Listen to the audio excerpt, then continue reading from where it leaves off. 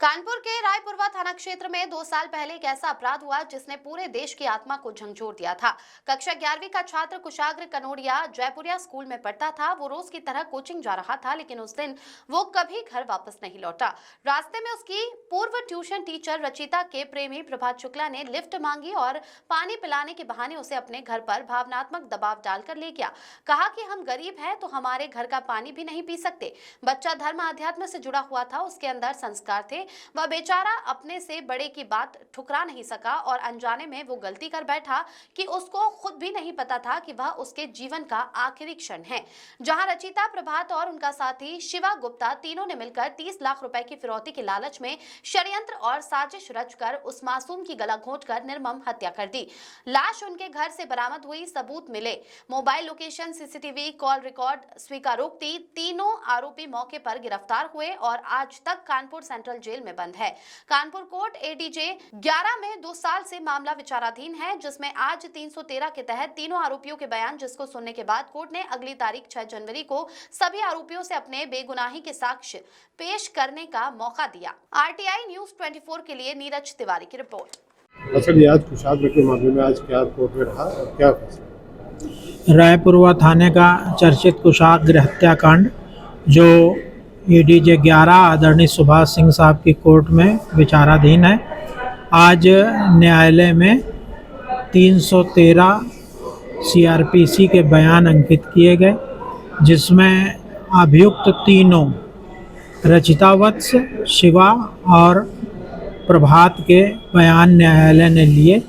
न्यायालय के द्वारा 58 क्वेश्चन पूछे गए जो अभियोजन के समस्त साक्ष्य के आधार पर तैयार किए गए थे।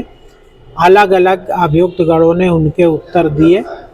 अधिकतर प्रश्नों पर अभियुक्त गणों ने अपराध में शामिल न होने वाली बात कही, लेकिन कुछ ऐसे बिंदु भी अभियुक्त गणों ने कहे जिसमें उन्होंने उस बात को स्वीकार किया। जैसे प्रभात ने मृतक कुशाग्र के घर जाने की बात स्वीकार करी है 313 के बयान में, और प्रभात ने अपनी गाड़ी का नंबर बताया है, ये वही गाड़ी है जिससे शिवा फिरौती का पत्र डालने गया था। इसी तरह शिवा और रचिता ने भी कई प्रश्नों में सकारात्मक उत्तर दिया है। बाकी अन्य प्रश्नों में जो अभियोजन का साक्ष्य आया है उस पर उसने ये तीनों लोगों ने कहा है कि हम इस घटना में शामिल नहीं हैं और हमको झूठा फंसाया गया है। न्यायालय ने तीनों के बयान अंकित करने के बाद तीनों अभियुक्तों को बचाव साक्ष्य प्रस्तुत करने के लिए, डिफेंस विटनेस जिसको कहते हैं, प्रस्तुत करने के लिए एक मौका दिया है और मंगलवार की तिथि नियत कर दी। क्या कहना चाहेंगे इस तरीके के विरोधाभासी जो बयान आए हैं तीनों के, उनका देखकर आप क्या कहना चाहेंगे? कोर्ट क्या देगा? ये जो 313 के बयान होते हैं, ये जो अभियोजन साक्ष्य है, जो गवाहों ने अभियोजन की तरफ से घटना के समर्थन में बयान दिए हैं, उनके आधार पर न्यायालय तैयार करता है और वो अभियुक्त से पूछता है। तो ऐसा पहली बार हमने भी देखा कि कई प्रश्न ऐसे थे जिनमें अभियुक्त गणों ने उन बातों को स्वीकार भी किया है।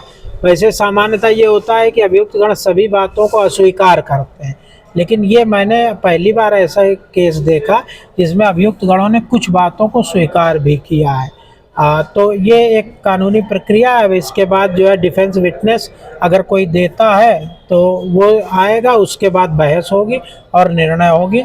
उम्मीद है कि गणतंत्र दिवस के पहले इस मामले में हमको निर्णय देखने को मिलेगा।